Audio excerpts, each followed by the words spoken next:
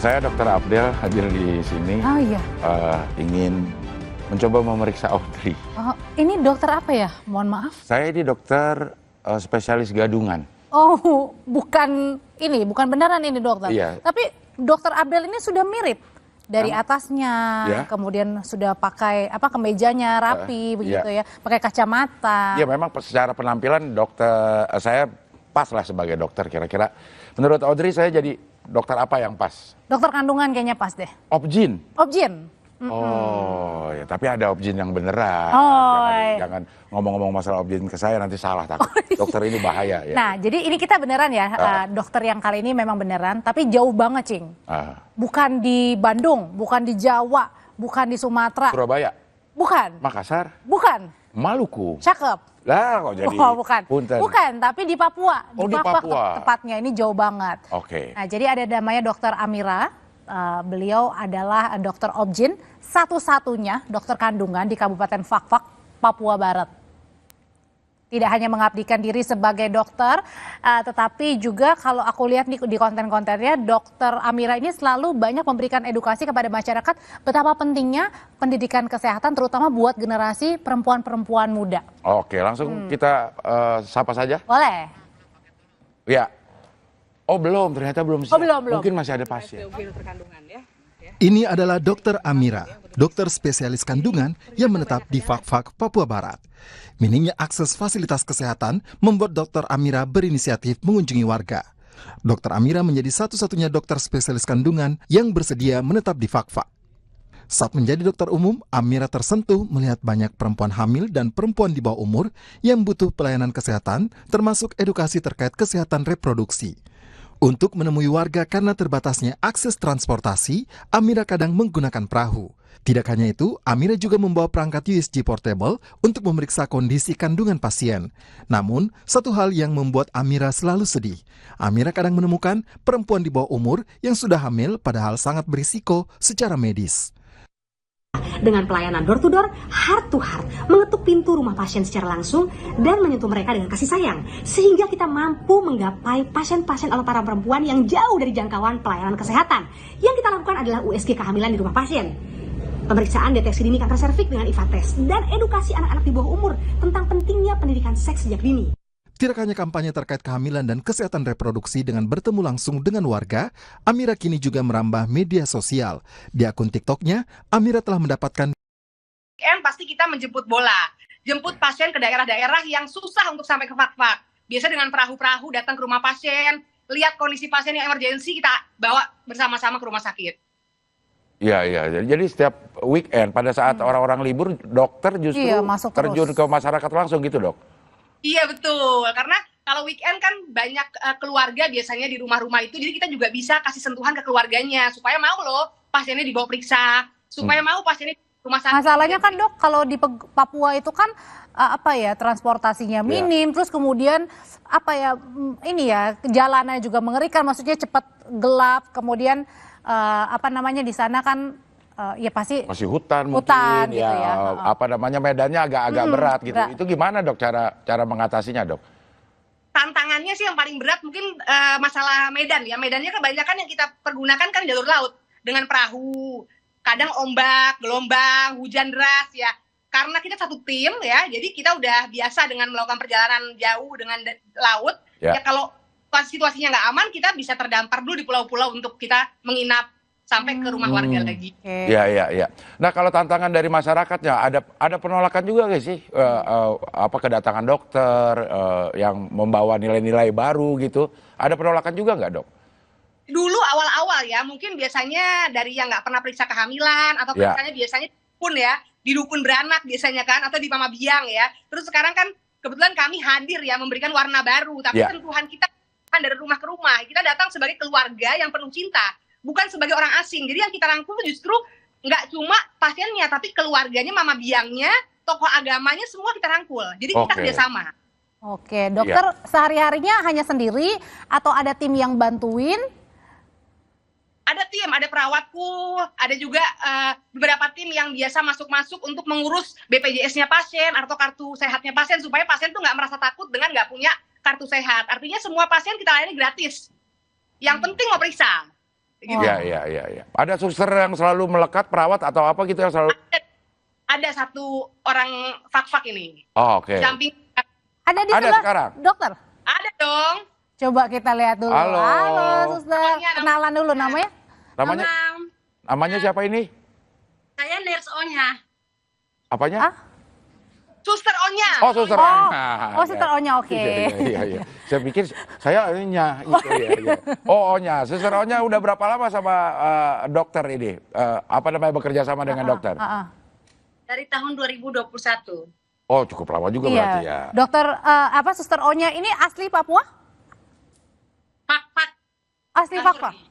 Ya, ada NTT-nya. Oh, Ada NTT-nya di campuran. Fakfak. Kenal sama Mamat Al-Katiri nggak? Itu teman saya dari Fakfak juga. Oh, kenal. Iya. Di rumah sakit sekali. Iya. Suster Olnya juga sering ikut sama dokter kalau dokter kunjungan ke pedalaman atau ke masyarakat suka ikut juga dok, suster? Izin kami tim kemanusiaannya yang kami selama pelayanannya kami bekerjanya di rumah sakit. Kebetulan saya sebagai case manager, saya melihat banyak kasus yang terjadi di rumah sakit kami yang saya lihat bahwa perlu kami melakukan pendekatan ke masyarakat. Karena kami kuratif pengobatan, kami melihat bahwa masalahnya di masyarakat itu mungkin karena medannya jauh, kurang kasih dan lain-lainnya. Jadi kami melakukan pendekatan jemput bola. Kami dari rumah ke rumah bersama Dokter Amira. Tapi suster, kira-kira berkesan apa dok? Suster yang paling kemudian ngena banget gitu ya cerita suster dan juga Dokter Amira. Apa sus? Yang paling mengena adalah di saat kami melakukan pelayanan ke daerah-daerah terpencil adalah tertantang dengan kondisi geografisnya, medannya. Kami harus melewati laut, ombak. Kami dalam pendekatan ini kami tidak terlepas dari menghargai adat istiadat budaya setempat. Ya. Jadi kalau cuacanya lagi nggak bagus, kita nggak bisa ke sana. Menurut orang-orang yang sudah orang-orang tua di sana, ya kita harus terdampar di satu pulau kita nginep dulu, baru kita lanjut lagi. Wah, luar biasa. Jadi bukan selain di Papua sampai ke Medan juga ya? Saya dengar tadi medannya terpencil. Oh iya, bukan kota Medan itu. Bukan kota Medan ya dok ya. Maksudnya adalah lokasinya gitu. Lokasinya bukan Medan. Iya. Tapi dokter kalau kan tadi kan di Fakfak paling sering. Tapi ada cerita mungkin di daerah lain yang menurut dokter juga ini nampaknya sangat memprihatinkan. Oke, mungkin kalau semenjak ngisi edukasi ya di platform digital atau di media sosial, ya, yang ternyata saya baru tahu kalau banyak loh kehamilan di bawah umur dengan penyakit menular seksual itu di beberapa daerah lain. Tapi ya itulah, itu tujuannya kita mengedukasikan supaya masyarakat tuh juga lebih terbuka dan nggak menganggap ini adalah yang tabu. Hal yang tabu ya kita tutupi untuk mengenai pasiennya itu privacy. Tapi untuk kasus-kasus ini perlu kita sharing supaya jangan terjadi lagi hal serupa. Karena ternyata selain kehamilan di bawah umur tuh banyak resikonya, juga itu nanti akan bisa memicu penyakit kanker serviks di masa yang akan datang. Karena data menunjukkan bahwa kanker serviks di masa yang akan datang tuh bisa terjadi pada seorang perempuan yang pertama kali hamil di umur 17 tahun. Gitu loh. Oh iya. Jadi banyak masalah-masalah yang bisa terjadi ke depannya, nggak cuma masalah kehamilannya aja, tapi juga bisa berdampak besar untuk nantinya perempuan ini ke arah penyakit keganasan. Jadi saya banyak dapat informasi juga mengenai penyakit-penyakit yang menular seks ini anak di bawah umur dari pasien-pasien yang sering saya kasih edukasi di media sosial. Ya, dokter kan bilang kalau ke daerah-daerah terpencil itu gratis dari rumah ke rumah. Tapi pernah ada nggak dapat dikasih apa gitu, bayarnya mungkin pakai tanaman, pakai buah-buahan, pakai buah-buahan gitu dok. Kalau kita datang pasti mereka bawain pisang, bawain ubi, udah kenyang duluan dong dokter. Pasti udang, lobster, mereka bawa hasil ubinya buat kita semua. Bahkan ke rumah itu, di rumahku tuh paling sering kalau kita pulang biasanya ketok-ketok keluarga pasien tengah malam pun turun dari kampung mereka bawain makanan-makanan. Jadi ya itu yang mereka bisa kasih, tapi buat kita kan bukan itu ya. Poinnya adalah mereka mau datang periksa sudah kebahagiaan yang luar biasa. Jadi capeknya kita, lelahnya kita terbayar dengan mereka mau datang periksa, itu udah lebih dari cukup. Iya. Dokter, ini kan dokter bilang tadi Senin sampai Jumat di klinik ya. Di rumah sakit. Di rumah sakit ya. Terus kemudian Sabtu Minggu terjun ke medan-medan yang terpencil. Iya. Nah itu ngerasa kadang suka aduh capek gitu, entar dulu deh, rehat dulu. Mungkin ketika ada banyak pasien datang, ditolak dulu misalnya dokter, karena saking lelahnya kan pasti mungkin ada dokter ada sisi pada saat sakitnya juga kan ya, lelahnya itu. Alhamdulillah enggak ya, saya tuh malahan kalau saya nganggur di rumah saya sakit. Jadi kalau saya kerja, saya malah nggak sakit. Waduh. Saya nggak bisa di rumah. Kebetulan saya tuh kalau istirahat sedikit malah badannya nggak enak. Jadi harus di gaspol terus buat pasien. Ini suster O-nya nih nggak capek ya? Kata susternya, tapi saya kan sakit. Iya, nah itu gimana Sus? Ayo Sus, coba cerita Sus. Ngikuti ritme kerja dari dokternya gitu. Gimana? Kalau karena memang tugas kami dari Senin sampai Jumat ya, Sabtu Minggu libur, benar-benar yang mau ke kampung untuk melihat secara langsung kondisi masyarakat di sana. Adapun tujuannya juga supaya meminimalkan kasus-kasus ibu-ibu yang hamil, wanita-wanita muda untuk lebih sehat, supaya semuanya itu ke kami itu tidak sampai yang terburuk gitu kondisinya. Ya. Kita lah hiburannya kita berdua dan tim itu adalah ke kampung gitu loh. Karena tadi ya jalan-jalannya terjal, jadi kayak memacu adrenalin. Memacu adrenalin. Ya, Dok, Suster O-nya kan sudah kurang lebih berarti tahun ketiga ya bersama Dokter Amira. Apa sih yang paling menarik dari Dokter Amira kalau menurut Suster O-nya?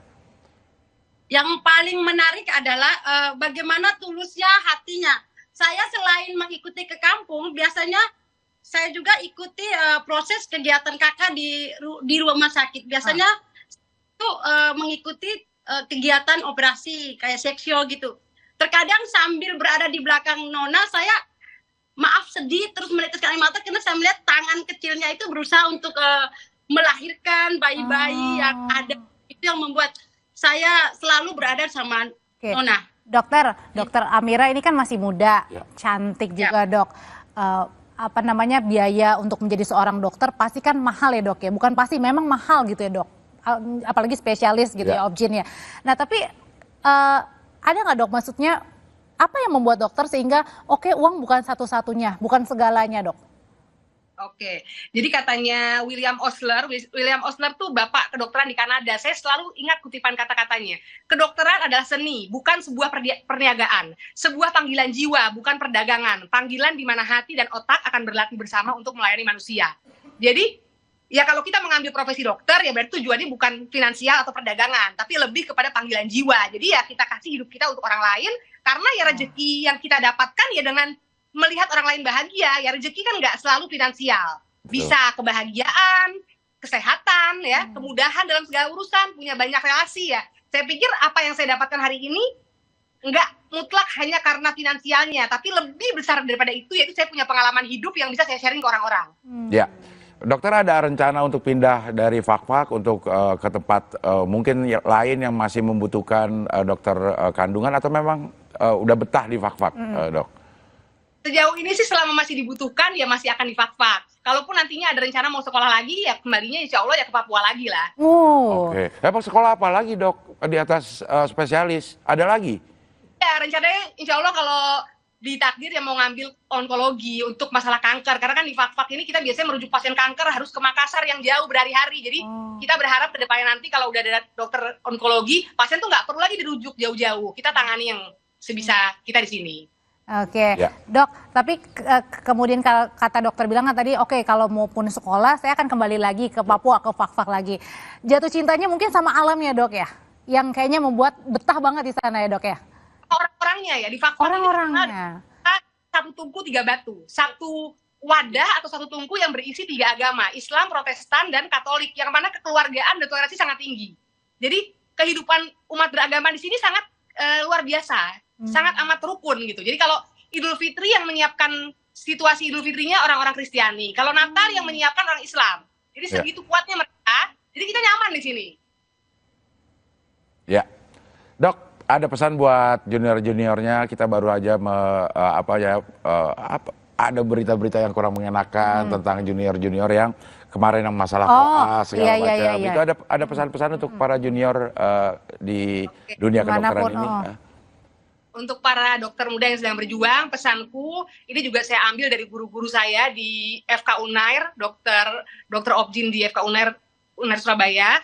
Beliau selalu mengatakan sama saya pesannya, jadi dokter sukses sangat gampang di era media sosial saat ini, tapi belum tentu baik. Jadilah dokter baik, insya Allah rejeki dan sukses akan mengikuti sendiri. Aduh, dalam banget, dalam banget. Ya. Kalau dari suster sendiri, Sus, tadi kan suster apa yang mungkin setiap hari-harinya ya pasti sama dokter Amira, tapi mungkin ada hal yang belum pernah diucapin suster untuk dokter. Tadi sempat saya sampaikan ke Nona, saya panggil Nona ya. Nona, Ya. oke. Bahwa Nona sekolah, Nona akan kembali ke kami juga. Karena kami sangat membutuhkan sosok seperti Dokter Amira. Kalaupun yang lain pengganti Nona, berharap seperti sosoknya harus sama seperti Dokter Amira yang melakukannya dengan hati. Untuk kami semua. Jadi terharu. Terharu, iya. Iya, Suster Onya terima kasih, Dokter Amira terima kasih. Salam kami untuk mama-mama di Papua. Amin, terima kasih. Terima kasih, sehat selalu ya. Usai jeda saudara tetaplah bersama kami karena ada informasi mengenai situasi tol Cikarang Utama termasuk di Pelabuhan Merak Banten yang ramai jelang libur Natal dan juga Tahun Baru. Sesaat lagi di Sapa Indonesia Malam Akhir Pekan.